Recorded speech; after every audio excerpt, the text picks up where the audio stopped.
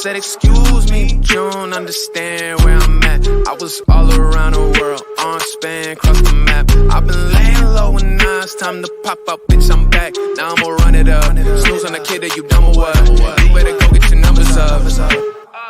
Now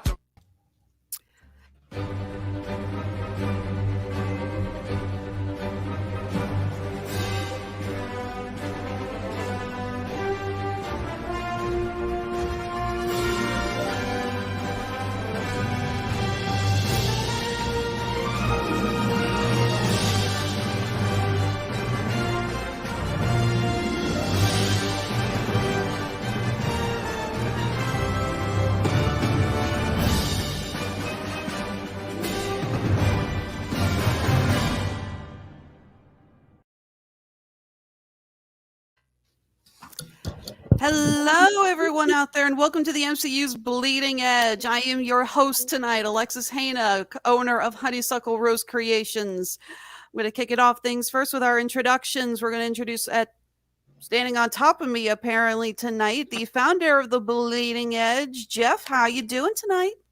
Hey, I'm doing wonderful. I'm having an excellent evening. I'm enjoying the hell out of the Shield Disney Plus series. Even though a lot of people in the fandom as usual are hating it and whatnot and beating it up, it's okay. I can take it, and I'm having a great night. I'm so happy to see you, Alexis. Always happy to see you too, man. All right, joining us tonight also we have friendly neighborhood delivery guy Bobby P. Hey, Bobby, How are you? I'm doing great. I'm excited to be here for my first time. I'm loving the She-Hulk show, and I'm ready to talk about it.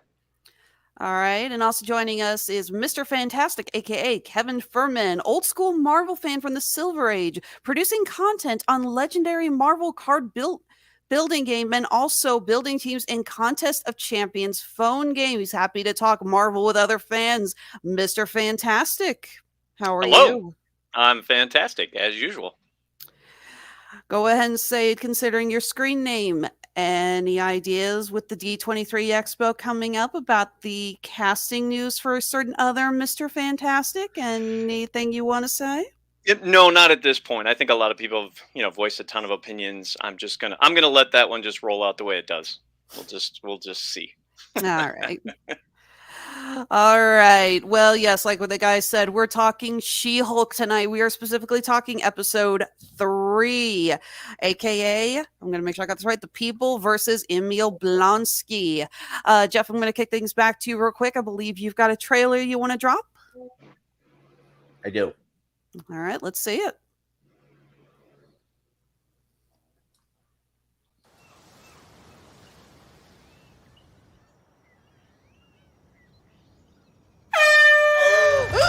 Wow! Jesus, what the hell, man? Still in control, no overwhelming feelings of rage. No! A normal amount of rage! You do revert back to Gen form when you sleep. Was the air horn really necessary? For comedy, absolutely. This is a multi-year journey you're about to embark on. Yes! Yeah. Who's your best friend?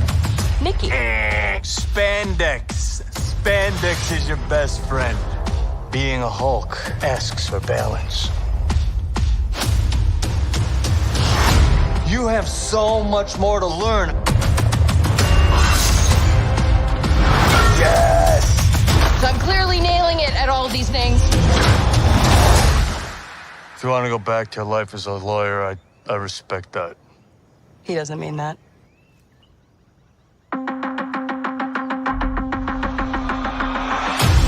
More and more eccentric superhumans are coming out of the woodwork. We are going to launch a division for them. And I want the She-Hulk to be the face of it. Jennifer Waters. Namaste. I have a serious conflict of interest. This man tried to kill my cousin, Bruce. Yeah, that's quite all right. Oh. People only care because I'm representing Emil Blonsky. I think they care because they're like, hey, that girl's green. Jen, do your thing. God, I really like this outfit.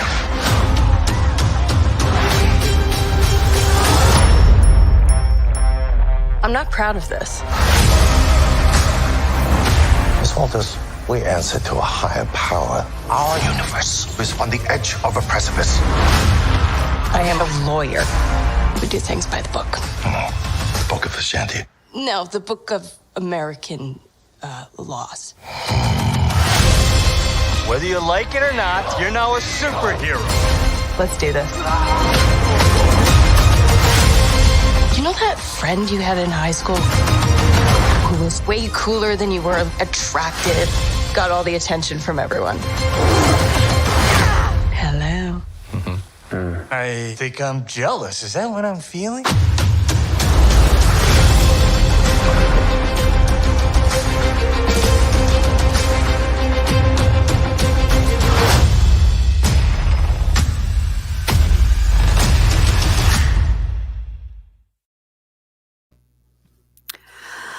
I never caught on that trailer that she flips off Bruce and it's blurred. I never caught that until actually I saw the episode and I was like, oh yeah, she does flip him off.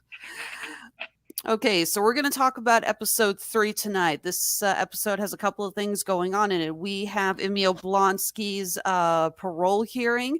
We have another case going on with a light elf from New Asgard who is being sued by Walter's former colleague, Dennis Bukowski, otherwise known as the Walking Men Are Dicks joke, I believe. And of course, we have a couple of appearances from other Marvel characters. We got Wong coming in, and we got the Wrecking Crew. So one of the first things I am going to throw out here is the style of this series seems to be more episodic than a continuous narrative. For example, we have it confirmed that Titania, the influencer, I hate using that word, from the first episode is supposed to be the main villain, but she has not appeared in the last 2 episodes. So it looks like they're doing more of a flavor of the week sort of thing. We saw other characters in that trailer who have yet to appear, including Daredevil. So let's see here. Jeff, I'm going to kick it to you first. What are your thoughts on the idea of She-Hulk being less of a continuative narrative than what we've seen with other Marvel properties? And the idea that maybe this is more of a flavor of the week. Oh, who's She-Hulk going to be defending this week kind of thing? I like it. I mean, I think it's a. I mean, I've mentioned it already before the show even started. When I kind of felt that was the vibe from the trailers. That was sort of. It kind of gave you the indication that you were going to get sort of almost like a roster almost of different secondary characters or whatever that were going to be slipping in and out, kind of from episode to episode. And in terms of Titania, I never firmly really had any real idea how they were really going to use her in the series, if she really was going to be even really a major factor in it and whatnot, overall, I mean, if anything, in the comics, at least her big fights and like her, back and forth with the She-Hulk is more like leaning toward Secret Wars and shit, not like, her origin, and if anything too, that Titania we saw in episode 1 was not the Titania that like you see in the comics that can fight like some of the more biggest superpowered superheroes out there. But I think that it's great. I think it's interesting. I think the whole She-Hulk Disney Plus series, in a way, like you said, it's almost like episodical. It reminds me of WandaVision in a way, in a sort of like weird way, just in that it's different. It's Kevin Feige and Marvel Studios again giving us sort of a different type of Marvel content. It's a different type of series, different mix of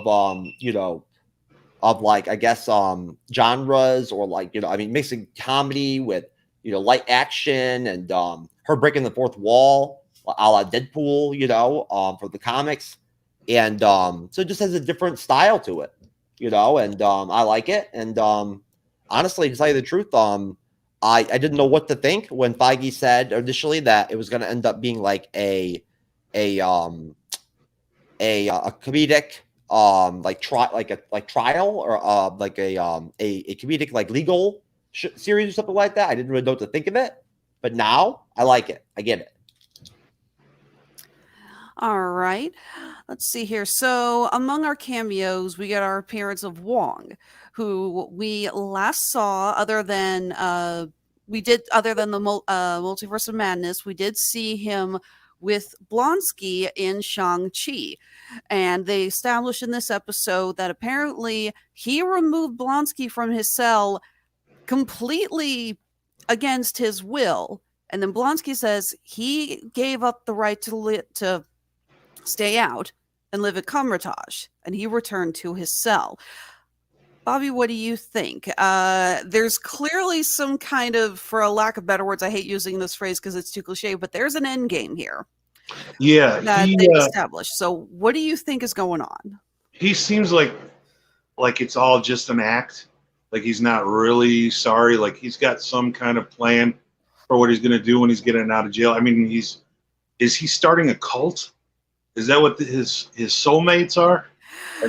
I think the soulmates was okay. Now I am not 100% certain about this, but I believe the soulmates is a reference to like the followers that various serial killers and other high-profile criminals get. Kind of referencing that type of. Yeah, I mean, we saw with like the likes of Charles Manson, the followers, the women who threw themselves at him. Yeah. So that's kind of what I'm getting. I could be wrong.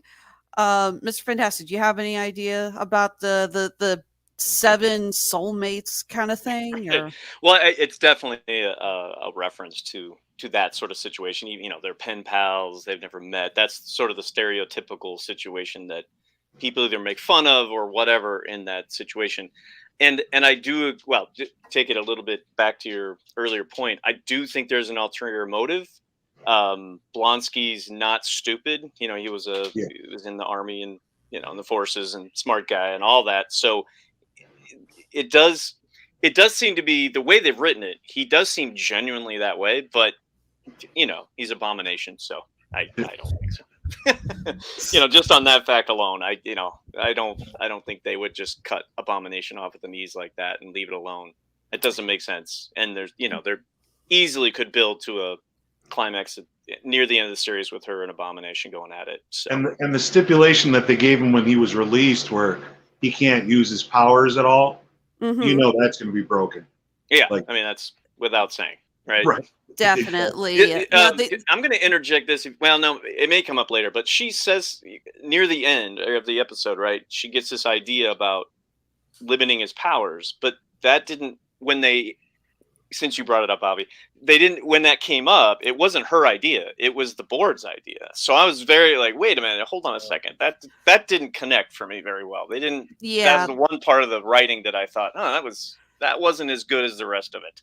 Yeah, they mentioned Blonsky's going to have to wear an inhibitor, which I am going to assume is essentially the equivalent of the power dampener kind of thing that we saw in the Suicide Squad on Polka Dot Man. Or something that Hulk made or something. Because Bruce like had that. the same, Bruce had a kind of a thing like that too. So we also saw Wanda wearing something like that in Civil War. She had some kind of device on her head when they were on the rafts. I'm assuming that was some kind of inhibitor on her powers as well. So there is that. Of course, Blonsky, it has not been confirmed, but the rumor is that he's going to be part of the upcoming Thunderbolts, along with other various Marvel members.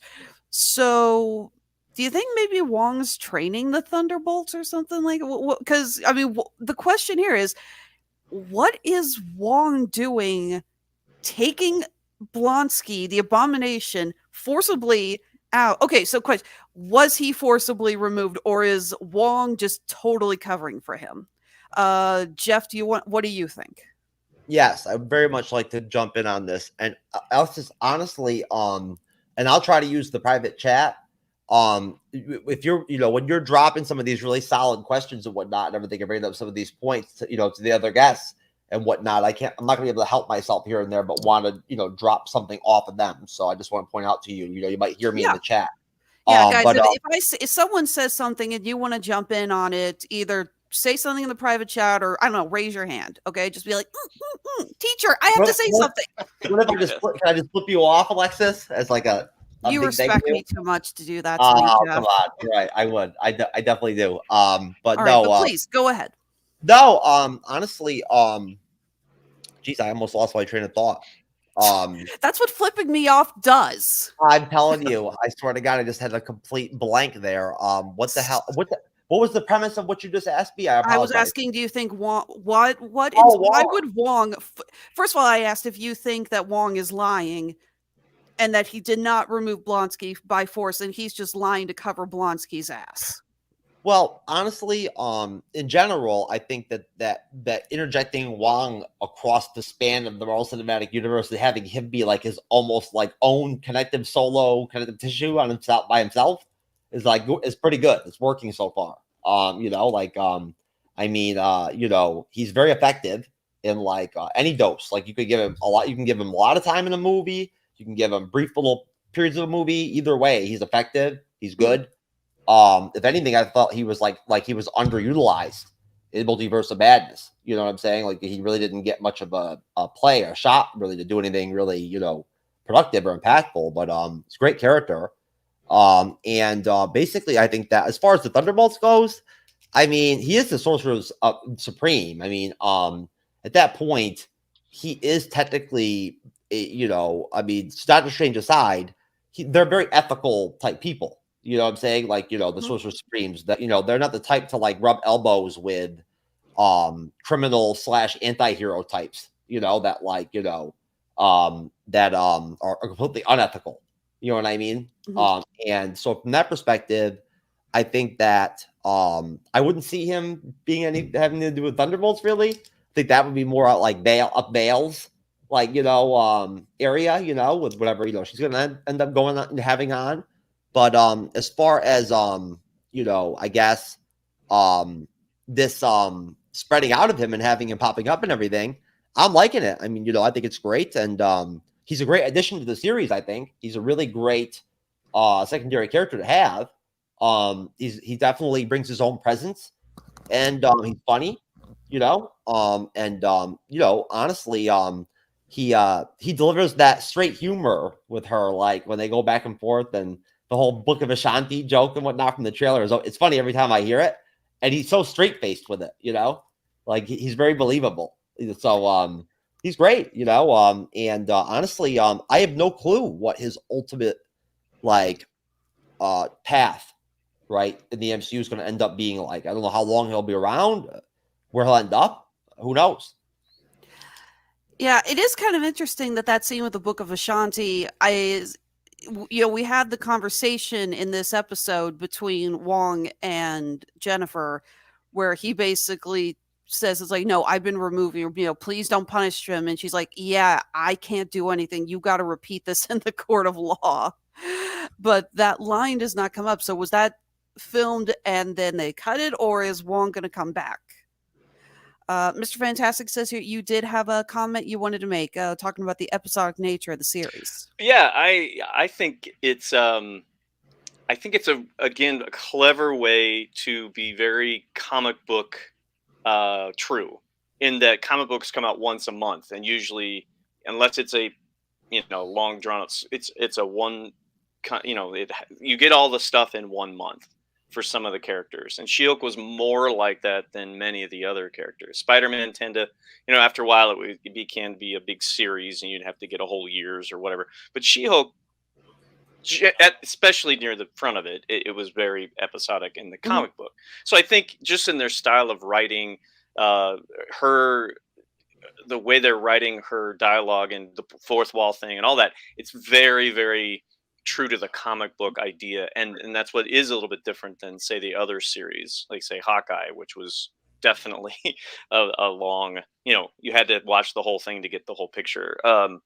So I think that's really great, and I think that is kind of what Jeff was saying is a good style that they hadn't done quite like this. And since She-Hulk isn't necessarily a top tier fandom hero, even though some would argue that. I mean, Spider-Man's a little bit higher on the tier. I think it does add another flavor of like, wow, that was really interesting, and it gives you a chance to pull in people each week. If they miss something, they're not completely lost.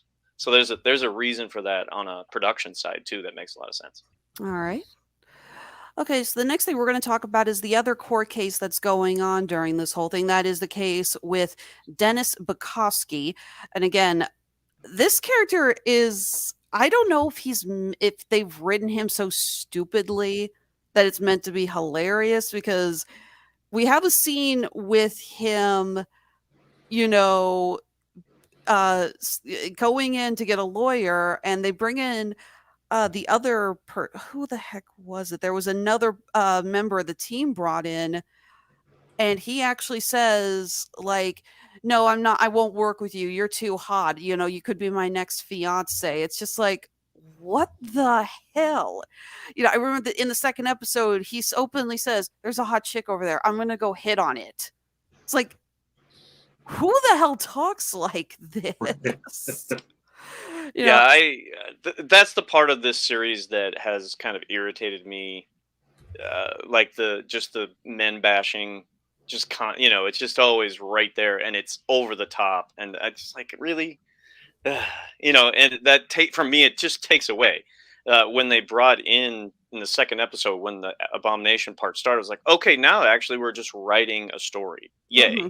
It got away from that, and it was like, okay, good, all right, they're actually doing a superhero story now. Thank you.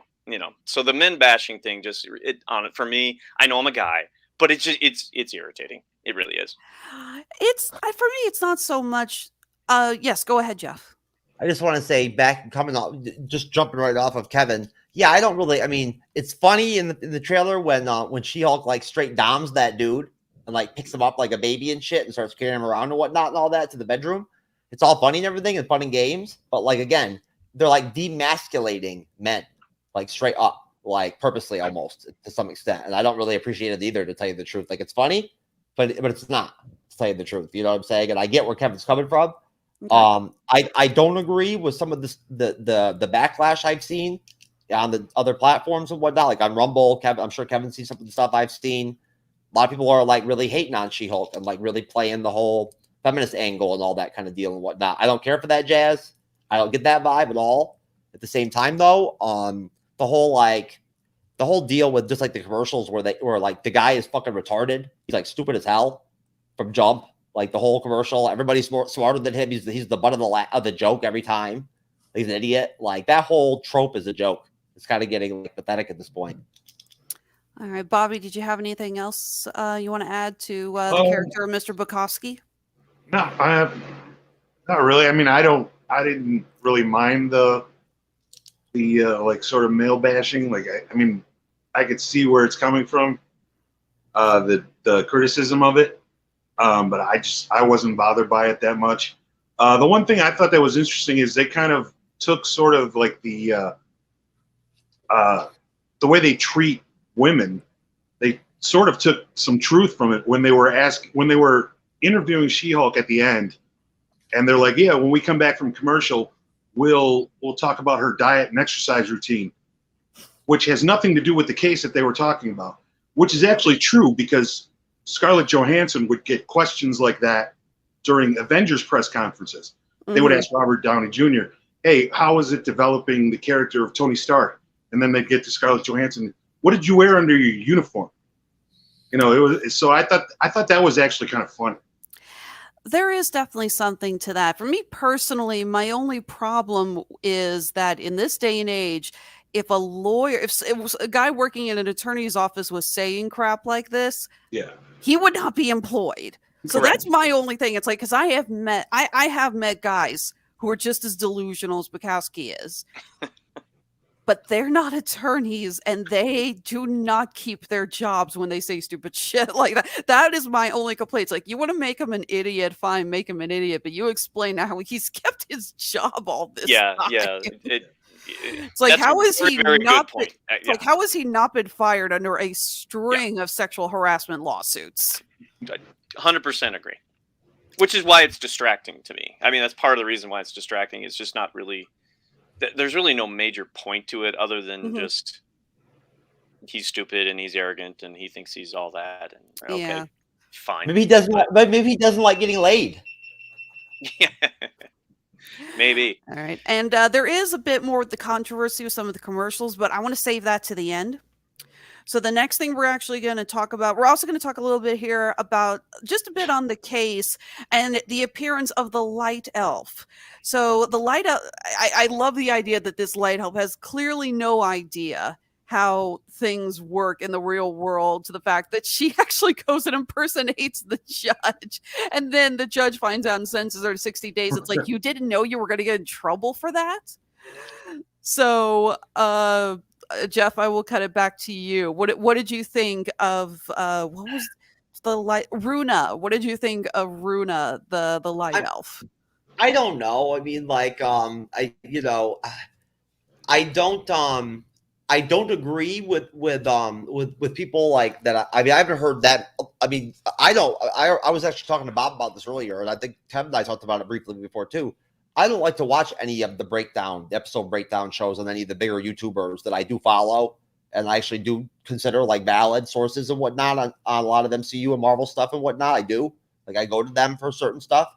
For these review shows and whatnot, I stay away from them because I feel like, if anything, I want to come in authentic, and like just come in off the episode or off the movie and whatnot, and give my opinions. Right? I don't want to like come in perfect and like already have everything tied up and all the nooks and crannies out there and all that. But a lot of people that I've talked to already, holy shit, it's Mark Rutledge. But he's apparently there he is. Hi, Mark. Hi, Alexis. I was gonna say, Mark, I thought maybe that was a new version of blackface, where like you're completely black. Only from the waist down, motherfucker. Okay, I like that, Mark. That's good. But no, it's good to see you, Mark. I'm a tumor. Right, Alexis? Kevin, start Bob, paying me, and that tumor will go away. This is what Mark is. Mark likes to come in all special and whatnot and everything, and come on late just so he can stand out and all that. I come in and I take over like the NWO. Oh, Just about to get lawn darted into a trailer. Okay, well, Mark, this will be fun because this is the first time I'm the one who's moderating the show, and so you're my underling for tonight. Oh, hang on. Is that all right? Are we good? You want to keep bossing me around? You're copying me from earlier, man. What the hell? He already flipped me off. Oh, cool. Here we go. That's better. Are we good now? Why are you trying to steal my shit? But anyway. Okay. That's awesome, Alexis. I actually thought about that before the show. I connected those dots. I was like, you know what? This is going to be Alexis's first time ever moderating with Mark on the panel. It's going to be interesting. Okay. No, back to the issue at hand. I won't lie to you. I think the episode was good. People who have poo-pooed it already, to me, I think they're wrong. I think it's all right. It's not as strong as the first two were, but it was okay. The whole Asgardian sprite deal or whatnot and everything was cute at first, but it really didn't do anything for me. I'll be honest with you. It was not my favorite aspect of the episode or something that really got me or dragged me in or anything or whatever. It was cute. It was kind of funny a little bit, but I don't know. I mean, I would have rather. I thought it was the best of the three so far. Okay, and there you go. I mean, and that's the awesome like part of being a part of this fandom is that like we can all be here and we're all adults, so we can have these opinions, and some of us can hate this shit and some of us can love it, and we can all still get along at the end of the day, right? But either way, I mean, hey, I could have if they would have just had more like Emil Blonsky, like more Tim Roth instead of that, I would have been happier. All right, so you actually are preferring more the continued narrative that is following the series rather than the episodic different clients who pop up kind of a thing. That's more of your appeal, Jeff? To some extent, yeah. I mean, I think that for me, I mean, don't get me wrong, I'm not I don't know Tatiana Maslany's background. I only watched an episode or two of Orphan Black. I didn't watch the whole series. I don't know a lot about her. I don't know a lot about her background. I just know that what I've seen in She-Hulk so far, she's obviously very talented and like very capable of doing a lot of different things as an actress. And honestly, I think that in a way, maybe she almost I guess, is built in a way where it made sense to them to do the series in a way where they do kind of mix and drop in different characters and whatnot for her to work with and like, you know, and have chemistry with and riff off of and whatnot. Because maybe that, you know, she's just has that ability like that, you know, that's her wheelhouse. You know, I mean, honestly, if you think about it, from the comics, She-Hulk was not a super popular character. Her comics didn't do great. She really didn't become really popular really in Marvel Comics until she was in the West Coast Avengers. That was the only time when she really got known and like people really, and when she was with the Fantastic Four to some extent. But besides that, I mean, when she carried like comics on her own, I was going to say it was more the Fantastic Four than it was. Yeah, I'd say Fantastic Four. Yeah, more so. Like, well, I appreciate Secret that. Wars, Secret Wars too. But yeah. No, but you guys might get my point. As a solo superhero carrying a comic and didn't do so hot. And so my point is that that actually does bring up an interesting point. You mentioned the West Coast Avengers. We know that Wonder Man is coming pretty soon. They've been announcing that we're going to see hints. I don't know if we're going to get a full casting announcement or anything at D23 in this next week, but they have confirmed Wonder Man is an upcoming MCU entity. Do you think we could be getting like a West Coast Avengers? Let's see here. Whoever wants to jump in on that, if they got an idea, go ahead. Go, Bobby, go. I don't care who goes first, but I want in on this shit. It's possible. I mean, I would see it. I could see it happening. They've got Hawkeye is he actually retired or is he still sort of active?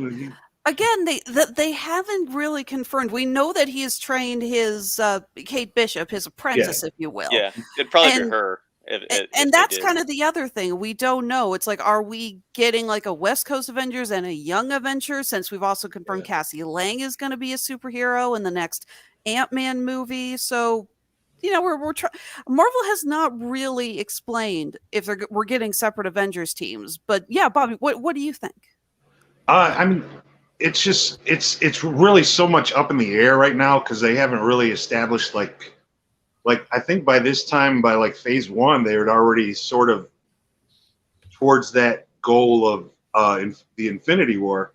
But at this point, it's like they haven't really. You don't really know where they're going with everything yet. I'm going to posit a theory when you're done, Bobby. Oh, go ahead. So I want to say it was somewhere after the Civil War where they were doing like every state had the 50 state initiative, I think it was in the comics, where every state had an Avengers team. Oh, okay. Maybe something along those lines. Like, I don't think we're going to get something that's West Coast Avengers specific in title. It's, you know, it was such an old idea. You know, it was basically Marvel Publishing just wanting to expand the Avengers title. It's like, we have all these characters. Let's just do another book. So what's a good name for it? I don't know. Throw them in California. It'll be the West Coast Avengers. It's like that level of thinking. But I do think you're going to get like miniature Avengers teams, and the explanation is going to be because of Sokovia, because of this, because of that, because of the blip. We need almost like intervention teams all over the United States because because you've got Skrulls coming in, you've got this, you've got that. It seemed like this next couple of years, these next couple of phases between Armor Wars, Secret Wars, Kang Dynasty, Secret Invasion, that's what I was thinking of. Like they're loading up on big events. So narratively, it would make sense for them to go, let's do a bunch of different Avenger teams. Well, as long as they have the Great Lakes Avengers, I think we'll be safe. I'm with you, buddy. Squirrel Girl, here we come. Well, all right, someone call Evan Bevins. Oh, man. Oh, boy. Evan's another member of the Radulich and Broadcasting Network who, I don't know if I would use the word obsessed with Squirrel Girl. He walks with Jesus. Don't you badmouth the good goddamn name of Evan Bevins. Hey, I like Evan. Evan's awesome. All right. Do you mind if I opine on the West Coast Avengers real quick? Go for it, man. I do think if we get them, I really, if they go in that direction, I really want to see them keep Hawkeye and War Machine in the MCU and let them like co-lead the team. That'd be awesome. I mean, that'd be a great way to keep them around, you know? And honestly, I don't know. I mean, it's very hard to say, you know, if they really want to go in that direction at all, as far as actually having the 2 separate Avengers teams. I don't see it happening. I mean, look, they already announced the next 2 Avengers films. They're not West Coast Avengers. So, at that point, look, how many teams are we going to have in the next, 4 or 5 years? 17? The Thunderbolts, the friggin', the Young Avengers, Fantastic Four. We're going to have the X-Men, who knows? Then maybe they'll bring in the New Mutants or something too. You know what I mean? The X-Force. You never know. Do you remember years ago they had a scrap New Warriors pilot that actually had Squirrel Girl in it? I'm wondering if they'll end up doing something with that. I just want to see that pilot because I know they shot it, and then it was supposed to be on Freeform. It was supposed to be on ABC, and then it just died. And then someone's got that thing on disc. Freaking needs to leak it, a la the failed Wonder Woman pilot. Right, absolutely. Is that Mark? Was that the one that was based on the comic book by that friggin' douchebag? Where half the characters were trans or no, not that iteration of the New Warriors. It's the one. It's the one that kicks off Civil War with Squirrel Girl. Okay, they threw Squirrel Girl in there because somebody went, well, who's popular? I don't know, the Squirrel gal. But it was definitely based on pre-Civil War New Warriors. I mean, the comic, the one guy, the writer had the one character's superpower was being having no gender or some shit or whatever. You know what I mean? That's when in the last 2 days, I think there were characters named Safe Space. God, that was hilarious. Snowflake. There you go. Yes, yo, perfect. Yeah, they were brothers, Safe Space and Snowflake. And I remember give me a safe place. You guys are trying way too hard. $250 million budget Snowflake and Safe Space movie. The one character had her uniform on the front said non-binary or some shit. More of that. Yeah, that's reaching. That's way too on the nose and stupid. I know liberals all get on, and even I thought that was the stupidest thing on the planet. Yeah, it needs to be hand shown in every home in America. Just a guy, projecting it on your wall. Come on. All right, so getting slightly back on track. The next thing I want to talk about is that we're going to move from Runa, who was living in New Asgard, to something else coming from New Asgard. We've got, armed with Asgardian construction equipment, we got the first appearance of the Wrecking Crew. I was so excited. I love these guys. We were talking a little bit before the show started, Bobby, Miss Fantastic, and how did we put it? These are the bad guys that are the first boss fight in a video game. They are not there to be taken seriously. They are there to make sure you know how all your buttons work, and they clearly kept in that same frame of mind. Mr. Fantastic, would you like to go first, talking about the first appearance of the Wrecking Crew? Sure. Yeah. Well, first of all, it was just kind of out of the blue, which was odd, but they sort of explained why at the end of the fight. But just the clear look at the weapons, that they certainly looked not of Earth, and so you kind of if you didn't know anything about the Wrecking Crew, like, okay, this is interesting. Her quip about them robbing a construction worker I thought was hilarious, because it's again making fun of them as a group. They're supposed to be all these really strong guys, and she's just like, yeah, whatever. So that was it was great on that end, and it was people that know was just a tip of the hat of like, yeah, we know that these guys aren't thought of as big, but it'll be fun playing with them. During the fight, when they were actually fighting, when she smashes one guy's head into the other, I thought, well, there's a couple dead guys, and then they get up and scramble away, and I thought, well, okay.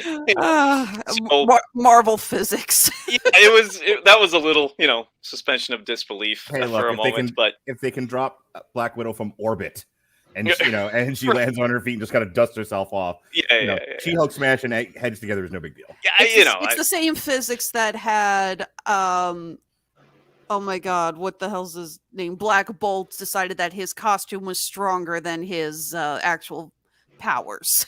Right. Yeah. Right. It's what we like to call the power of the PG-13. Yes. Yeah. There is that. So anyway, so that was all great, and then they did. So it was this odd thing of like, okay, these guys just jump her, but then you get pretty quick when they tried to inject her with something or get her blood is really what I think that was all about, of course. But they couldn't, so they were like, oh, and So, and it went by really fast because they were like, oh, whoever's in charge is not going to be happy. So that just kind of leads to, oh, well, it opens that question. Again, sort of in comic book style, right? You get these questions, and you're like, well, what's going to happen? Sort of a cliffhanger. And so I thought that was, it worked. It was a little awkward to start, but, it moved things along in that sense. So that's what I think about those guys.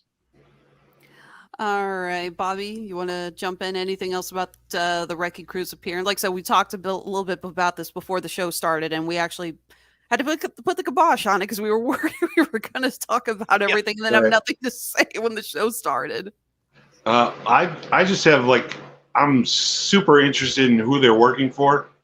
I'd like to think I got a pretty good idea of who it is. Okay, let's hear it. Who do you think they're working for? I think it's going to be the leader. We might see Tim Blake Nelson return because in the original Hulk movie, he was after Bruce Banner's blood at some time. And throughout the series, they've been throwing back a lot to that original Hulk movie, like where he's doing yoga. That throws back to when he was learning those breathing exercises to keep himself calm. That great line. I was a different guy. Literally. Right. Literally.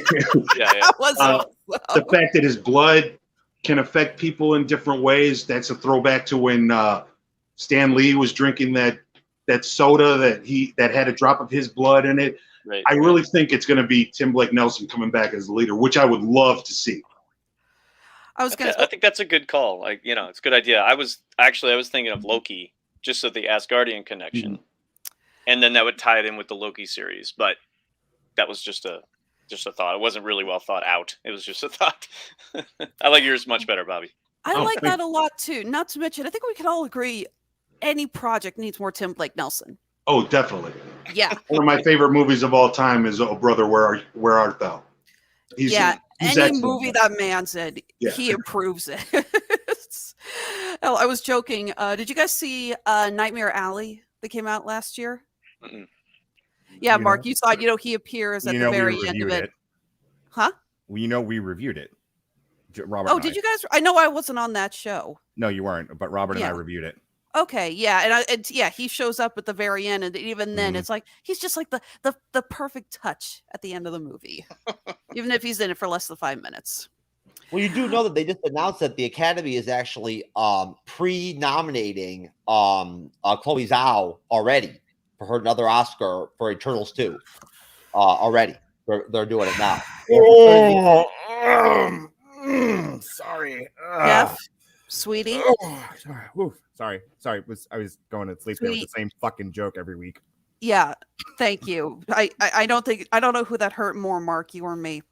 Mark, was that you that convinced Kevin Feige to bring Chloe back for fucking Eternals 2? I want her to do the next Avengers movie, fuckface. Okay. Thank you. This is what I want. All the Avengers movies. Yeah. Perfect. Bobby, Kevin, if you are not on the show enough, you need to know that there are a few running gags that Jeff is determined to turn into weapons of mass destruction and kill us all with.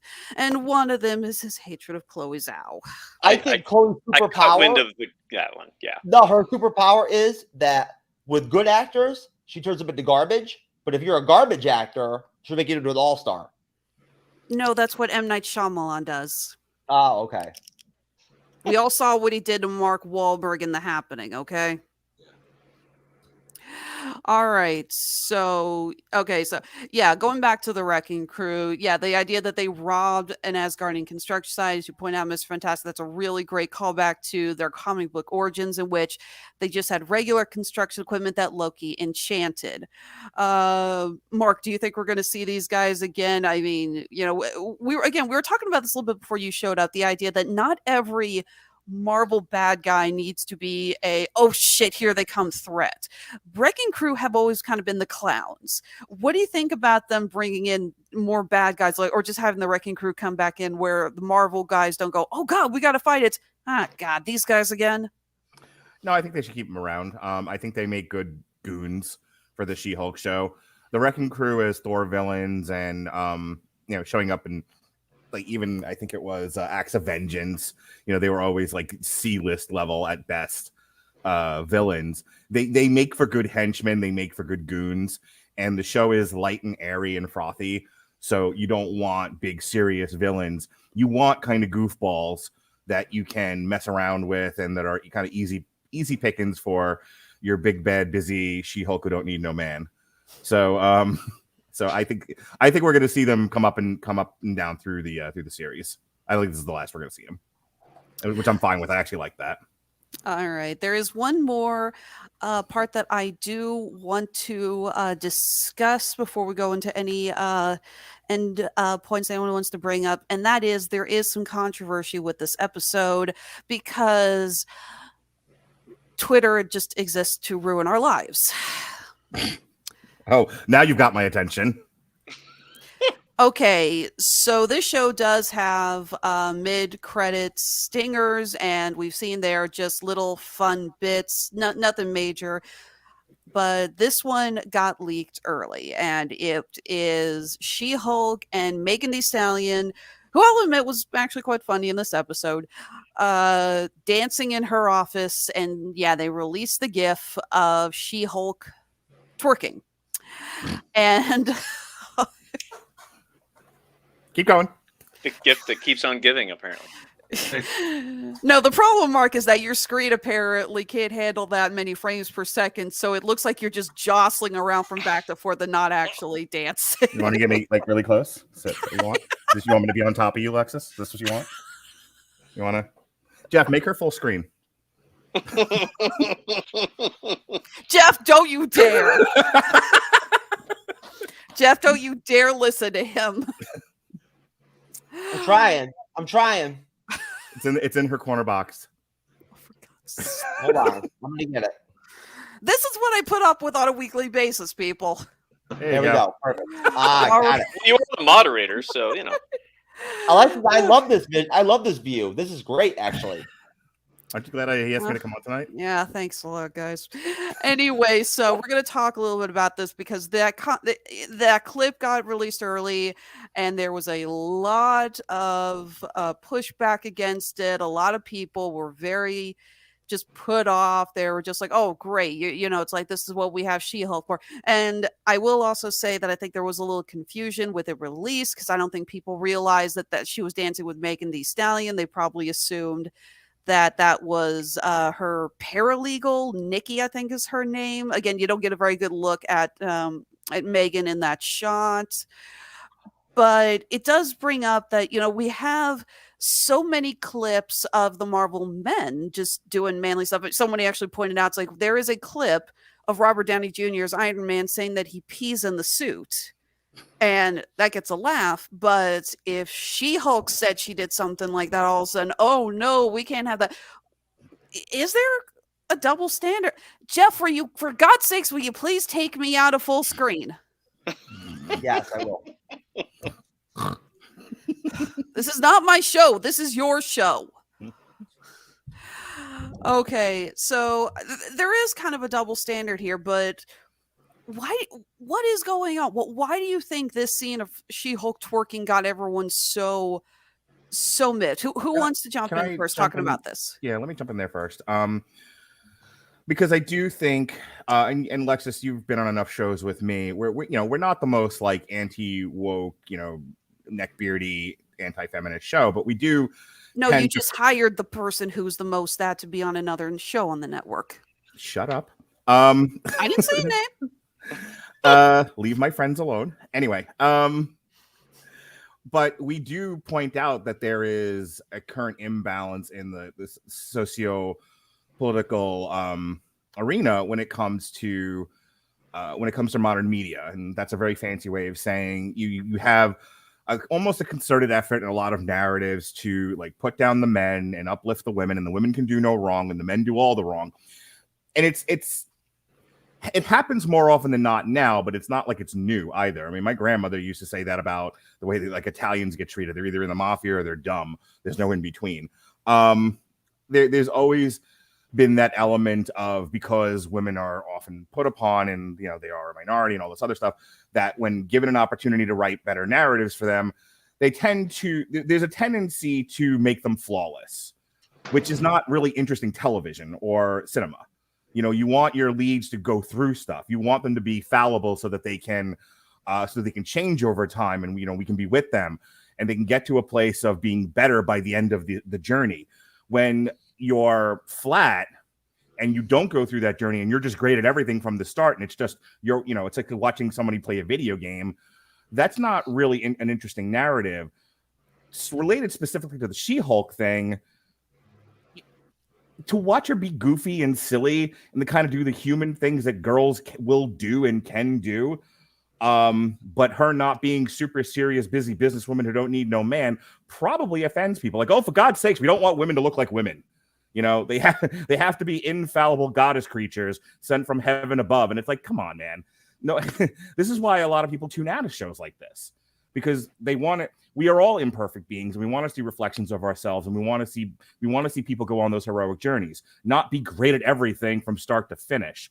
And so even something as goofy as her twerking probably puts people off. I thought it was hilarious. My wife and I cracked up laughing at that. And and as I was goofily dancing on the show, we were doing it the other night. As we're watching her twerk, and both my wife and I got up and started dancing too. We thought it was great because we like people who act like human beings, and there's not a high tolerance for that in the Twitterverse. Hey Alexis, I didn't really look into the controversy. I didn't really hear much about that. So what was the main problem people had with it? Basically just calling out the show, saying, oh my God, you create a female superhero lawyer and she's twerking. How stupid. You spend all this time. God forbid she act like a human being. Yeah. Okay. Yeah. So then I just wanted to make sure, because there's different ways to take that. Some people will be offended just from the twerking itself, let alone, whatever. And then there's the,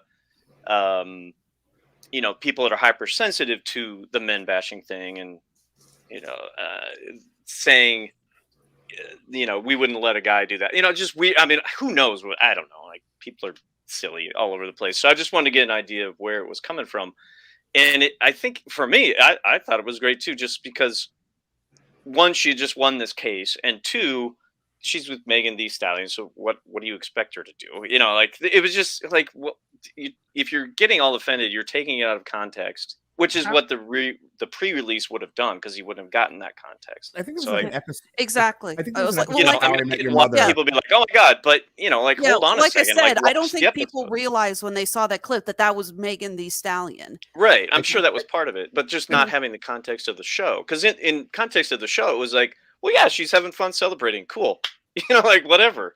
Right. She's dancing. That's as far as I took it. And I certainly am tired of being, seeing men portrayed in commercials as the stupid person every single time. It's been going on my entire life, and it's gotten worse in the last 20 years. Well, I'm fighting back. I'm letting you know right now, bro. Just so you know, I ain't playing. I'm fighting back. We do really well with women, and it's because, you know what? The majority of our female audiences can tell. I may not be the most personable, exciting guy out there, but I'll tell you right now, I would dom the fuck out of She-Hulk in real life. Hey, real quick, there was an episode of How I Met Your Mother where they talked about woo girls. Girls that go to the bar and there's woo and they drink and everything, and they're not, busy businesswomen who don't need no man. Like they're just party girls, and it's not the greatest look for women, but that's a part of the human experience.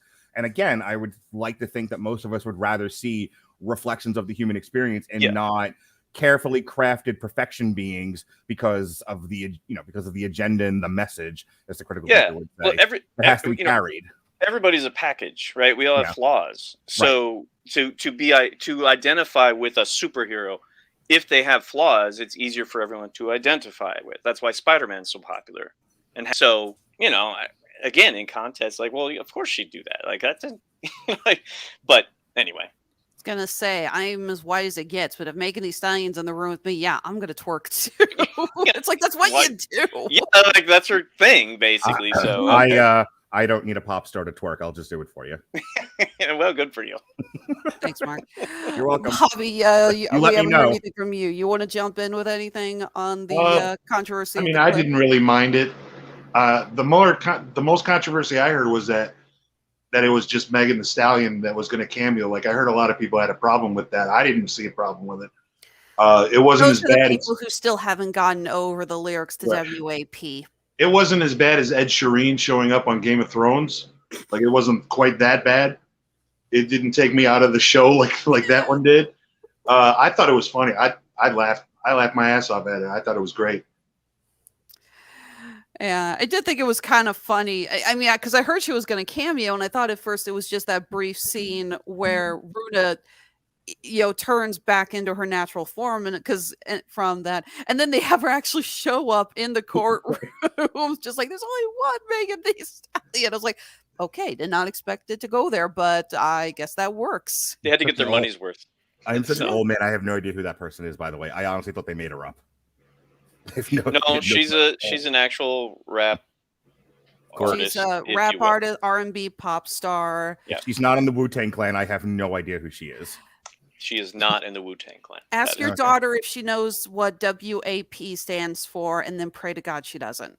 Yeah, if she does, then you need to have a talk with her. Will do. All right, so I think we're going to wrap things up here. We're going to talk a little bit about what we're expecting with the upcoming series. Obviously, there is a character who cameoed in the trailers we saw earlier who has not appeared. Jeff, I know you want to take the reins on this. What do you think about Daredevil's upcoming cameo? What do you think we're going to get? Oh man, I'm not sure. I'm getting a feeling, I'm getting a vibe, probably that it's a possibility. I'm not saying, I'm not calling it. I'm not for sure on it, but I almost think that honestly, Matt Murdock, Charlie Cox, Daredevil, and then Don Bernthal, Punisher, when he finally officially is, a lockdown and whatnot, we know for a fact that he's in. I think they're going to start being like Wong almost, and they're going to start spreading them around, and you're going to see them potentially popping up.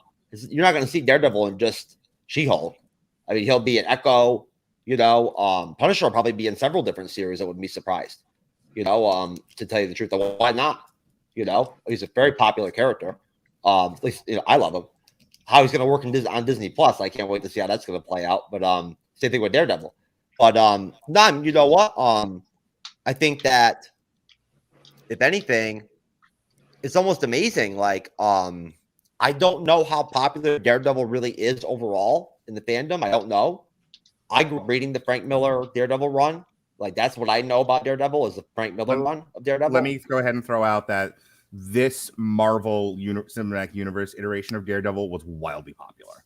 People love that. I mean, if it's based on the Netflix showed up in series, No Way Home, the audience blew the roof off. Oh yeah, you're right. In the theater, you're right. That was between. That was probably the second loudest ovation in the theater when I saw the film. Was just him quickly as Matt Murdock. The theater went crazy. But, no, he's obviously very popular, and at that point, honestly, it's amazing how just the insertion of him into a trailer, doing a flip, with almost his original costume from the comics, and just standing up with his batons, has such an impact. It's the biggest thing ever, And honestly, I don't know. I'm wondering. I'm interested. I mean, I see how he fits as Matt Murdock, the lawyer. I'm wondering what dynamic or what connection is going to be where he's actually going to suit up with She-Hulk in some way, or they're going to team up or something, or fight some bad guys, or whatever. I'm interested. I wonder what the villain's going to be. Who are they going to be taking on? I would venture a guess that they're going to be trying they'd be on both sides of a trial. She's going to be on one, he'll be on the other. And then they'll team up as She-Hulk and Daredevil, her not knowing that he's Daredevil. That's my guess. Definitely see that. And I think, let's face it, I think the world wants to see a She-Hulk versus Matt Murdock trial. I want to see Time to Kill. I want to see Matt Murdock, and now imagine if she was white. She-Hulk just falls down. the whole thing. I want to just do that whole trial. Oh my God, that speech got used so many times in my debate and forensics class when I was in high school. I must have heard that thing 100 times. Quality cinema. Quality Matthew Good, McConaughey. it's well-written speech. Yes. All right, so let's see here then. So, Mark, continuing, what do you want to see with the continuation of She-Hulk? What do you want to see in these next few episodes? I'd like to see the writing get better. Those first two episodes were trash. Oh, yeah. That especially that first one that hurt my soul, and I'm a big Hulk fan. That I mentioned to you in the chat, and Alexis has to come to the MCU's bleeding edge for some positivity. That's how negative we get. But at least most of us. But that first episode was like written at like a third grade level. It was so bad. The second episode, the writing got a bit better, and then finally, as with a lot of news shows, by episode 3, it starts to find its legs. I mean, Fuller House went through the same kind of thing. By episode 3, Fuller House, the writing was solid. But and I know because I watched every season of Fuller House.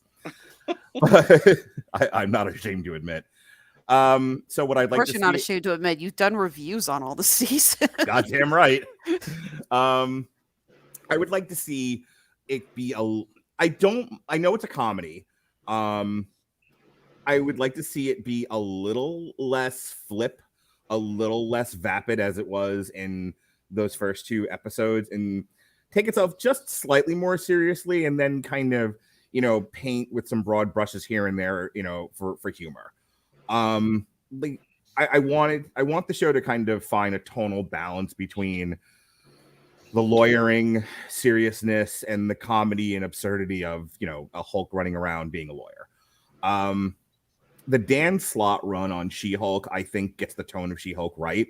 If that's what we're aiming for, then and they can capture the spirit of the Dan Slott run on She-Hulk, then I'll be happy. If it gets too to one side where it's too comedic, it's too much of a parody, it's too silly, it's too slight, I'm gonna end up not enjoying this series. I need it to have some tonal consistency. If you're asking me for like a nerdy fandom question, like what characters do I want to see, I'm with whoever said it was. I think it was Bobby who was like, let's get the leader in there. Let's get Doc Samson. Let's turn the Thunderbolt Ross into the Red Hulk. Let's get it done, man. Let's march our way to hulked out heroes. That's what I want to see. Yeah, well then Rick Jones, right? Throw that in there. That's the whole cast, man. Let's make him. What was he? He was a blue Hulk, and I can't remember what his name was. A-Bomb.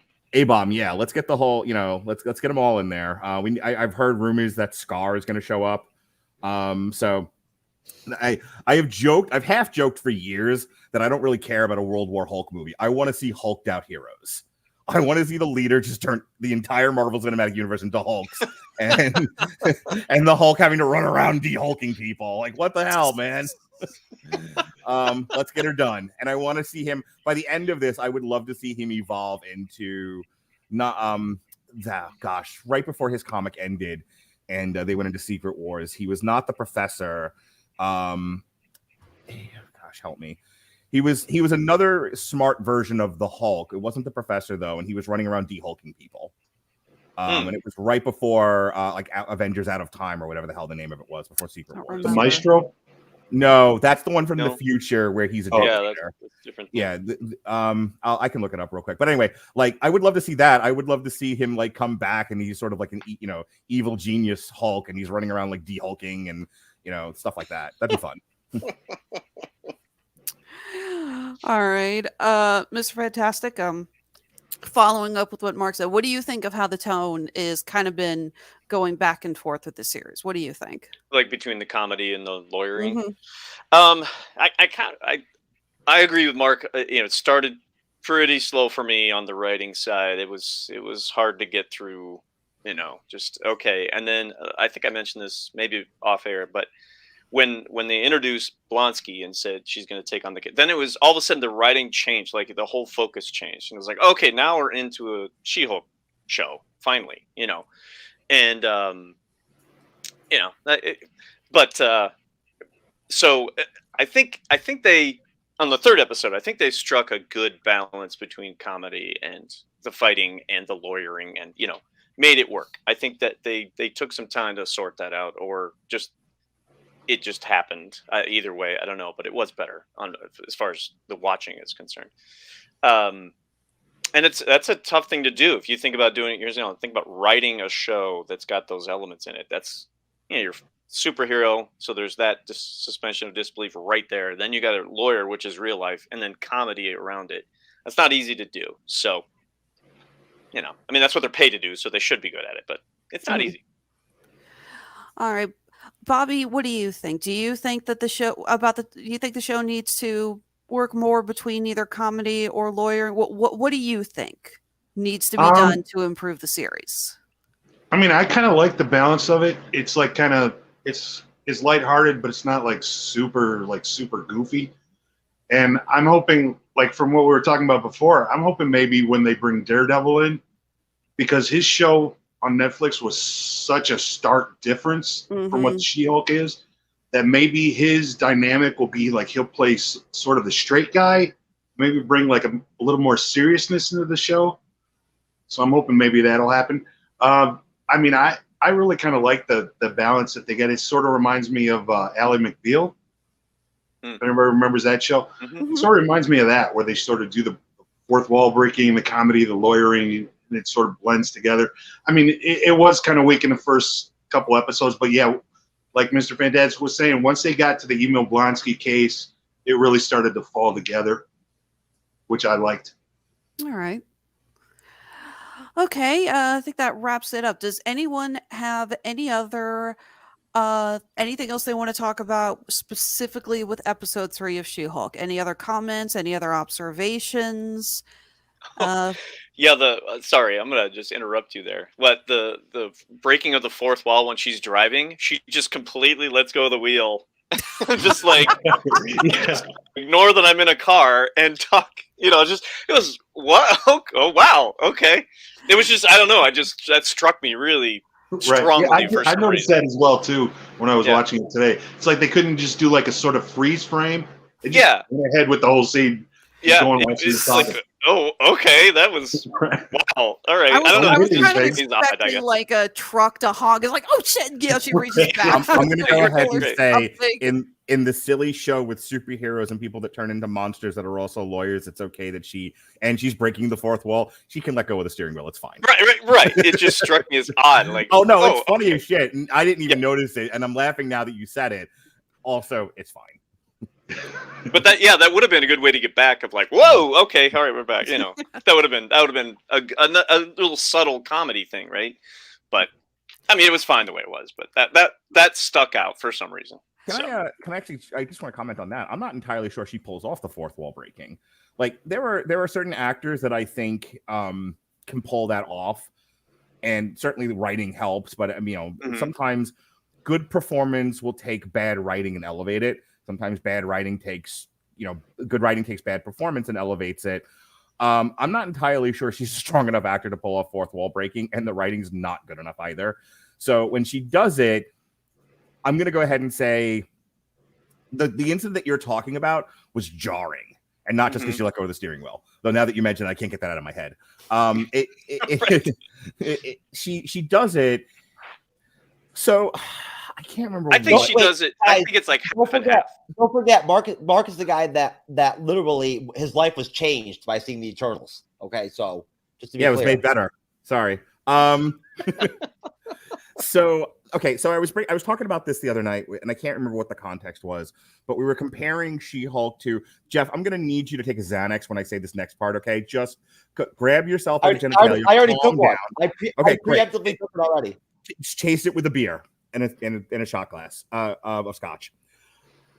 She's not quite as twatty as Captain Marvel, Brie Larson, but there is an air of smugness to this iteration of She-Hulk that I'm struggling with. I'm not all the way there, and like I don't like her. She's twatty.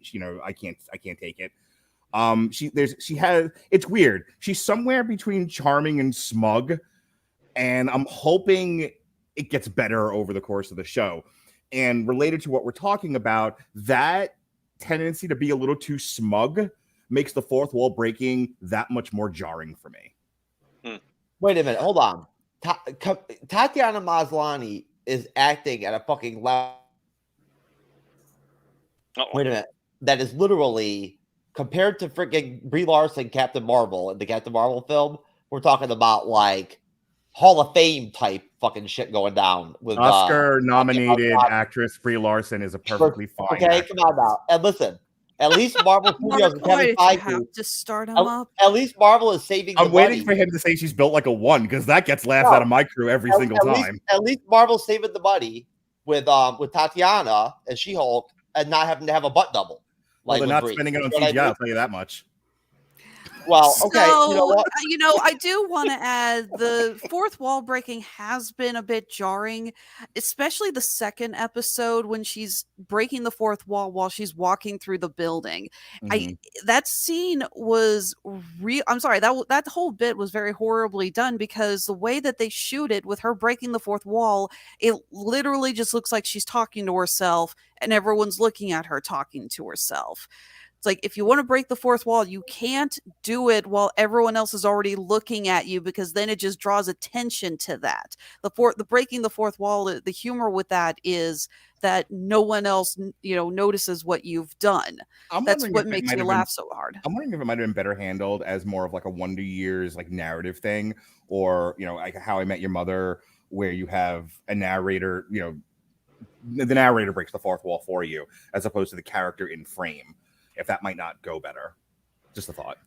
Yeah, or just have her talking about it and then flashing back while she's discussing it, like at the bar, and then it cuts back to her looking in at those guys who are laughing, saying they never had to do anything like this. Because that is a good point. Her dialogue is a very good point. It's just handled very, very badly in that episode. I love her energy. I really do. I don't know. I must be like delusional or something. I mean, I don't think she's like the best thing ever or like, or some shit. I just think she's very energetic and like very positive. Like, I think she's rising above the writing, I think is what's going on. I think she's a better actress than the writing's allowing her to be shown as. And she's funny. Like, I didn't know that. She was actually she's authentically funny. Mm-hmm. Yeah, she's got the workings of it. It's just, she's given a certain script, here's where we're going. And she goes, okay, then here's how we're going to do it, so it does. I think that's part of it. I'm sorry. It does belie, I think, the central issue with Marvel writing in general, which is they know that their audience is way general, and they know it's a lot of kids, it's a lot of adults, it's a lot of comic book fans. And it's like, well, they try to keep it at almost like a juvenile level because that is the most acceptable to a general audience. But it doesn't survive under any kind of scrutiny. Like, once you start talking about it, like, look, my wife can casually enjoy the writing level of She-Hulk. She also likes Step Brothers. There's no accounting for taste here. But once you start putting it to a group like this and you really start to scrutinize it and you do craft element review, it doesn't hold up. And so to go back to what you're saying about Tatiana Maslany, I think I pronounced her name right. She's probably a better actor than she's being written for. And I think she's doing her level best, but there's only so much she can do to hold up, third grade writing. And it has been improving. So I hope that trajectory continues, right? On the writing side, I don't think that's, she's not going to hold them back. Let's put it that way. Yeah, this is a Jake Lloyd situation where he's like actively tearing down the, Bobby knows what I'm talking about. You remember that? Yeah, I remember that. One thing that never gets flushed out or really talked about is the fact that when Marvel Studios dropped the Disney Plus series and brought them out and whatnot and unveiled them, right? They were coming off of the absolute like cultural game-changing like aspect of Infinity War and Endgame and that entire fervor and fucking like impactful deal, that high, right? They came off that and then dropped the Disney Plus series like after COVID was during COVID essentially and during the pandemic almost. And at that point, it was a new thing, new concept for them, right? A totally new vehicle. When everything they'd done had been based off film, and at that point, basically. I'm not trying to say that you got to treat them with kid gloves because they're doing some new shit.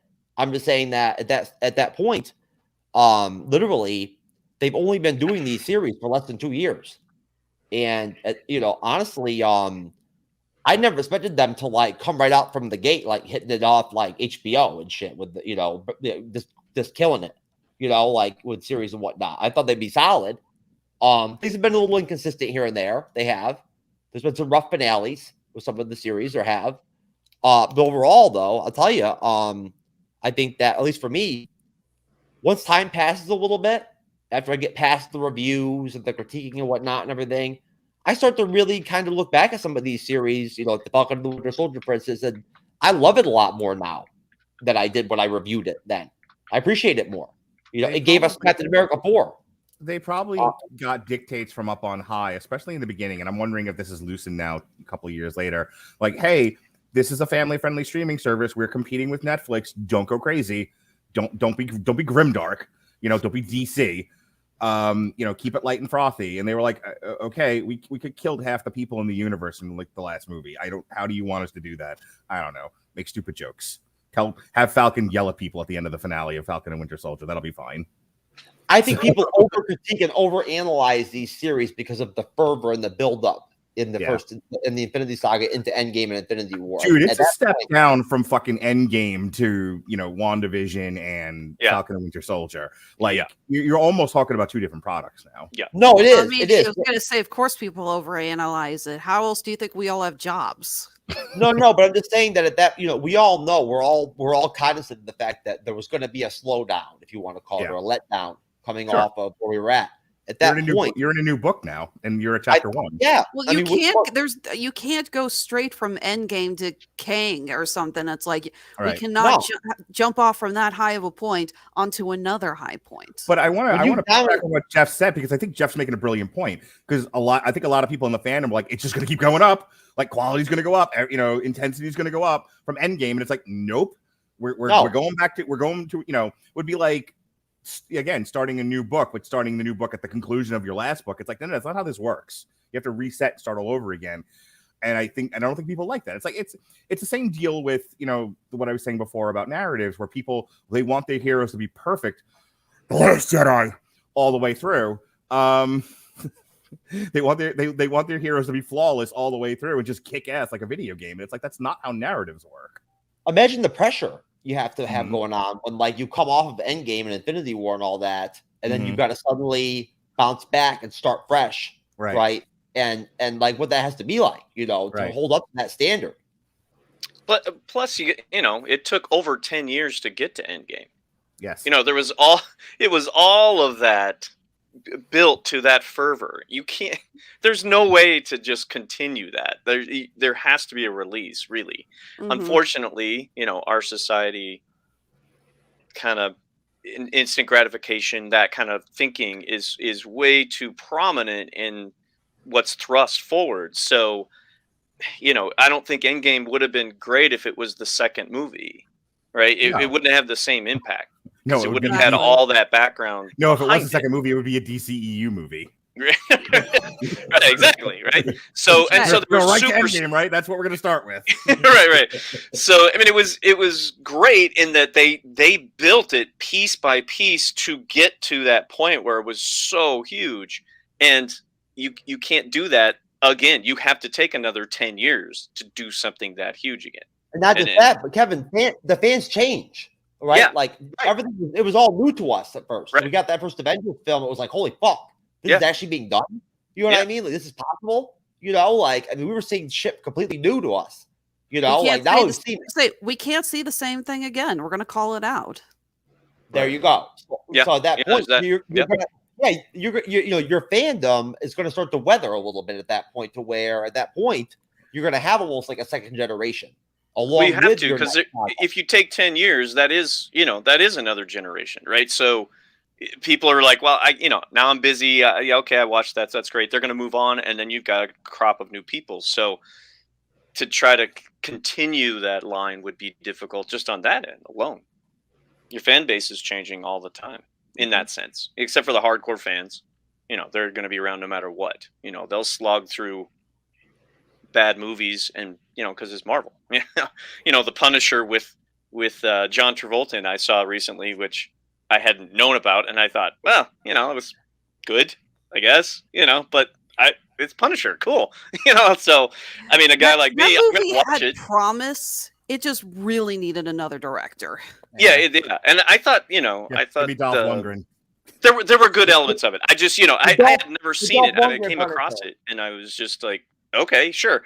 Hey. And yet, and the Fantastic Four movies, I've been a Fantastic Four fan forever, and shockingly, but so I like them all. Are they all good? Probably not, but I like them all because I'm a fan, right? So there's always people like that. That's not enough to make the amount of money they want to make, but we're going to be around no matter what. It's just that everyone else is going to be a little more fair weather, and so they've got it. You have to build that fandom over time. You can't expect to keep endgame level interest past that point because of what they ddid. Exactly. You just can't. That's not how human nature works. I also don't know if Marvel resonates with kids the way it used to. I have an 8-year-old and an 11-year-old, and I'm around kids because of them all the time. And I would tell you 10 years ago, Marvel had a huge impact among adolescents, and I don't know if it has the same weight anymore. Like, bring back female nudity, Mark. I'll tell you, that'll bring in the kids children's movie. Weirdo? Teenage kids. Okay.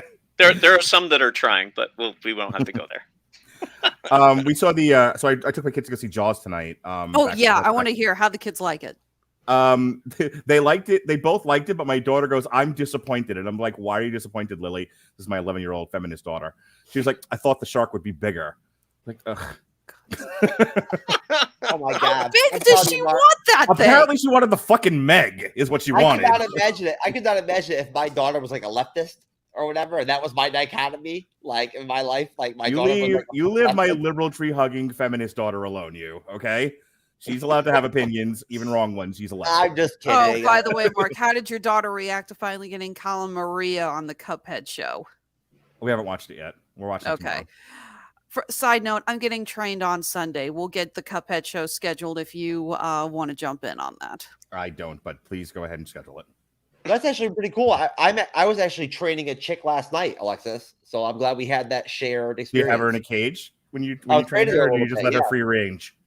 No, I was, just supporting her a little bit, and trying to bring out the best in her game, Mm-hmm. Do you use like a rubber hose on a stick, like on a hilt, like I like? No, I meant I'm huge, by the way. Just a whip in the chair. I'm very good. I'm very good at training. I'm very complimentary. I'm very supportive, and when I correct them, I'm nice. And right now I'm very suicidal. Can we move on to the plugs? Oh, I have one serious question for Jeff. How high is your Brat Tamer score on the BDSM quiz? Go on, Alexis. It's fine. He has no idea what you're talking about. Oh, I don't care.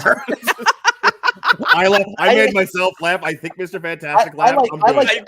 I like to fuck around. I like to fuck with the BDSM chicks and whatnot and everything. All they know is that is dudes that just beat that shit to death all the time and whatnot. Like I meet them, right? And I screw them so slow, they think that like nothing's even happening. They're like, they don't even know what's happening. You're like Drax, just with sex? Yeah. Like my pace is like literally like slower than a turtle. You're in charge, Alexis. Take over. Tell him to shut up. Okay, let's get to the plugs, and then I can go get my drugs to erase this moment from my mind. Mr. Fantastic, why don't we start with you? Okay. Go ahead and plug your. What do you got to share with us? Well, as far as what I'm doing right now is I'm running through all of the expansions for Marvel Legendaries card building game as solo play, just so everybody can see the expansions and I can walk through them all because I like playing the game. And it's just fun. So doing that, and it's all my stuff's on Rumble. Look for Marvel Fan 2. That's the account name. And then I also, well, I'll say as far as Marvel goes, I'm just a fan in general and just watching movies and stuff. But the other is Contest of Champions, the game. I run a big alliance there and have fun building teams and being geeky Marvel-y there. So that's my deal. All right, Bobby, you got anything to share with us? I don't really have anything to plug other than the Sunday show where we're going to be reviewing the second episode of House of the Dragon. That's really all I got to plug, to tell you the truth. Get to the next episode of King Viserys is an idiot. Yep. All right, Mark, you want to go plug yourself? I'd love to plug myself. I think Mark wants to put a butt plug in right now. See, like you're gonna do that. You gotta be subtle, you asshole. You ran over my joke. I was like, I would love to plug myself in vascular detail, and then you're just like, the butt plug. I'm sorry, Mark. I didn't mean to reveal your secrets. I apologize. Your two left feet. Be subtle. Comedy is in the subtlety. You're like pie in the face humor, man. Why did I agree to this? Anyway, dicks and butts. Here we go. Welcome to Sucktember, everyone. We'll be reviewing Upload Season 2. I've made Alexis wait all year for this. It's like ended in March, I think it was. And because of my crazy social life, we delayed it till now. Well, we were supposed to review it, and I actually asked for the first delay because I got overworked. Yeah, I've now cut down to like 2, possibly 3 shows a week from where I was. So that was part of it too. Anyway, so there's no movie that you saw Rage Against the Machine, man. Live, that's right. Dude. Goddamn right. I'm going to see Red Hot Chili Peppers a week from Thursday, as a matter of fact. That's the next one on my list. Nice. Yeah, I'm taking my good friend Jackie, who nobody better besmirch the good name of Jackie, and my kids. So that'll be fun. Yes, it's like, please tell me you're taking the kids to see Chili Peppers. Absolutely. It's when I bought the tickets, it was for when I bought the tickets, it was for my wife and kids, but my wife's got to do curriculum night, so bring in my concert buddy Jackie instead. Anyway, like Jeff's audience, who the fuck this person is. Anywho, so Alexis and I are going to take a break from reviewing movies. So no Damn You Hollywood this week. We're going to do Upload Season 2. Metal Hammer of Doom this week is Megadeth, The Sick, The Dead, and the Dying. Because I will be at the Red Hot Chili Peppers, our Thursday show moves to Monday, and we are continuing from The Corner to The Deuce. This time we are looking at The Wire Season 2, The Great Works of David Simon. So we've done The Wire, Season 1, we did The Corner, we did the last 3 seasons rather of Homicide. We're up to The Wire Season 2. Ziggy's dick, everybody. That's what we're going to talk about in vascular detail. Speaking of Ziggy's dick, on Damn You Hollywood, Alexis, Robert, and I will be reviewing the new Robert Zemeckis Pinocchio on Disney+. And then then the following week, on Monday, we'll be reviewing the new Clutch album, Sunrise on Slaughter Beach. And then Tuesday, another television show, since there's no good movies. Jesse and I will be reviewing the Orville, and I think David's on that one too. The Orville Season 3, and then we end Sucktember with a review of The Munsters from Rob Zombie, which goes PVOD and Netflix on September 27th. We'll review it on Wednesday, the 28th. And then we end Sucktember with a review of Star Trek Strange New Worlds. That's what's going on the Rattle Legend Broadcasting Network. You can find all of our shows, both in audio and video format, on w2mnet.com. All right, very good. Yeah, there really aren't any movies out right now to Nope. review. Jason and I actually discussed reviewing The Invitation. We both saw it, and we said, why in God's name would we want to talk about this movie? Yeah, I mean, well, some stuff just didn't work out. Like, I could have done Beast, but I wasn't around to see it in enough time to review it. I want to say, like, between streaming movies and TV, we don't review an in-theater movie if you don't count Halloween Ends until Black Adam, and that's at the end of October. That's how bad September is. Yeah, pretty much. I think in August we did nothing but streaming movies after Bullet Train. It was Prey, The Gray Man, and what's the last one we did? Hang on. Samaritan with Sylvester Stallone. Which we might be the only people on Earth that gave that a glowing review, by the way. But that's us for you. Mark, when are we doing this show over on the Religion Broadcast? Oh, the Whiskey Rebellion's in October. The first episode of the Whiskey Rebellion is October 6th. Awesome. All right, Jeff, you want to talk about what's coming up next for the Bleeding Edge before I get into my yeah. Well, I mean, we're getting close to starting our OnlyFans. The first MCU Marvel fandom and OnlyFans, page. We're working on it right now. Please describe it in vascular detail. Yep. We're also potentially going to be advertising and supporting and pushing bringing back smoking cigarettes as a positive thing. It's cool bringing it back. Smoking. making it a part of our show. I'm sorry, I can't help myself. That was actually is funny. But no, I must say just that I honestly I'm looking forward to Sunday. I can't wait to get together with Bob and do another review of House of the Dragon. So far it's been great. A lot going on. Very busy. A lot of characters, going on and whatnot. A lot going on. Even like a little bit more intense than like Game of Thrones. I think to tell you the truth, a little bit more layered almost. But I'll tell you, I am looking forward to it. I enjoy it. It's nice to change it up and do some different content. I mean, I get bored, unfortunately, at times, making private content so much, in the bedroom. It gets old, and so I got to change it up, and actually, talk a little bit, more and actually, whatever. But no, I'm basically, I think that next Wednesday on the main show, based off of having Mark on and whatnot and William and being inspired to decide to be a part of a DC and a DCU conversation and discussion for once on the MCU's Bleeding Edge.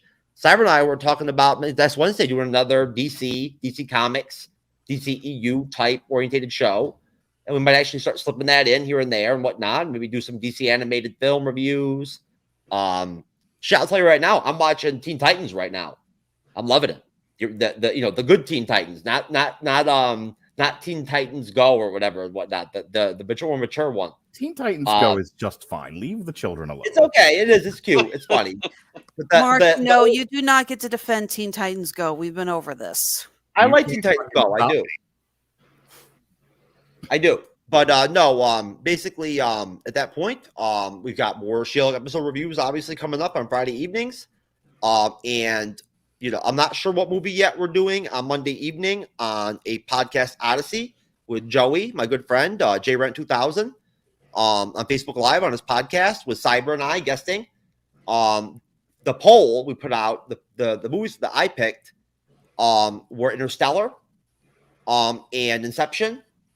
And unfortunately, I guess one of Joey's buddies wanted The Craft in there too. The 90s movie The Craft. I actually like The Craft, but I had something better. Man. The sequel sucks ass. Remember that? Alexis? Oh yeah, no. Yeah, it is. But either way, I think Interstellar as of right now is leading the poll. So on Monday evening at 10:30 p.m. Eastern for I guess the 6th week in a row, we're going to be reviewing, I believe, probably Interstellar. Cyber, my co-host, and Jay Rent, and I think Renee will be on there too, Loki's mom. Sometimes Liz. Joey's very fun and positive and kind girlfriend / fiance, whatever she is, Facebook game streamer comes on too. And we've done Alien recently. We did Total Recall. We did Neverending Story recently. Jesus Christ, that's a terrible movie. Neverending Story? Neverending Story, yeah. Oh my God. Go fuck yourself. That's amazing, that movie. It's like, that's not a terrible movie. It's a psychologically destroying movie. Well, I mean, the horse dying in the swamp, sure. Who hasn't been traumatized by that? I would say that's the scene that launched 1 million therapy bills. if I had, I still can't watch that scene. If I had to hang out with that freaking kid or whatever that played the hero or whatever, I'd die in the swamp too. Of which the band was named after? Yeah. But either way, we did Neverending Story. Just Sloboda ain't got no culture. How do you hate on the Neverending Story? We did Big Trouble in Little China. You hate that one too, you communist? Well, I'll tell you right now. We saw Alien. Damn Liz. Right off the start of the show, I talked up how hot Sigourney Weaver is and was and still is. Right. And all of a sudden, that's the biggest takeaway from the when she shows images of her from the film, she put pictures up during the show of her. It's a scene of her in her underwear and a t-shirt, literally like where she's depicted to where her butt looks like she's got like a Brie Larson 7-year-old boy ass going on, right? You want to say hot Sigourney Weaver? Go watch Working Girl. It gave me erectile dysfunction forever. Like I have forever. I have full erectile dysfunction now. We have to constantly remind Alexis that at least some men like women and women can be attractive. It's fine, Alexis. I know. Just having to put up with Jeff saying this on every single fucking show is enough to make anyone want to hang themselves. Which part? The flat ass thing or just that women are hot? The flat ass thing. Oh, okay. I I don't know. I'm not all, through one show where he doesn't insult Chloe Zhao or Brie Larson's ass. I'm not on these shows a lot. This guy calls me up every day. Rattledge, what are you doing? I'm like, I don't know. I'm at a sex club. I can't be on your stupid show. So I happen to just be available tonight. Alexis, So I didn't know this was a women. weekly thing. It's a secret thing, Alexis, but in reality, I really do actually respect and love women. I care about them very deeply. I do. Honestly, I do. If I've ever met Brie, I would treat her with respect and decency, and I would be very kind to her. I would. I'd even compliment her 7-year-old ass and whatnot and everything. Fucking dying over here. God, don't change, Jeff. Please be this way for the rest of your life. Oh, I will. I only know how to be myself, Mark. That's what I do. High five, Jeff. High five. That's what I'm best at. I try to be like other people. So I'm willing to go ahead and abandon my plugs just so we can end this shit. No, Alexis, please. I'm done. You go ahead, please. And listen, I just want to put out there. I want to thank Alexis. I want to thank everybody for coming on. Kevin, thank you for making your second appearance in the Bleeding Edge. You've been great. Great contributions. Bob, welcome to the Bleeding Edge. Welcome to welcome Oh my God, was this your first time, sir? I'm so sorry. Jeff, tell me next time and I'll behave. Oh, stop, Mark. And Mark, thank you, brother. Thank you for coming on, man. It was great to see you. Always good to record with you. And Alexis, I really, really appreciate you coming on and moderating. You are a good friend, and you are an awesome guest, and you are absolutely wonderful. All right. And by the way, Honeysuckle Rose Creations is doing a Labor Day sale this weekend. 15% off everything in both of our shops on Etsy and Handmade at Amazon. As always, you can follow us on Facebook, Instagram, and Twitter. There you go. I'm going to make sure that I myself start to go ahead and invest into Honeysuckle Rose Creations myself. I will go ahead and give my slave girls presents with your products, What an endorsement. Please get them geeky collars. Geeky collars, okay? Geeky I don't leather make collars. I make chokers. Oh, no. Either way. Well, it's even better. Yeah, well, I mean, like one's fashionable and one's a felony. End the fucking show already. Oh Click my God. the button. Where's the end credits? Where's the button? Click Andrew, my friend. What's going on, Where's brother? the button? God, well, that's what she said. Oh my God, that's funny. Andrew, That is funny. save me, please. It is deep.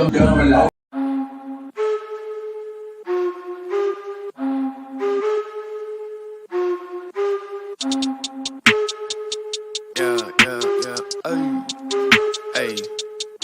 I said, excuse me, but you don't understand where I'm at. I was all around the world, on span, cross the map. I've been laying low and now it's time to pop up, bitch, I'm back. Now I'ma run it up. Snooze on the kid that you dumb or what? You better go get your numbers up.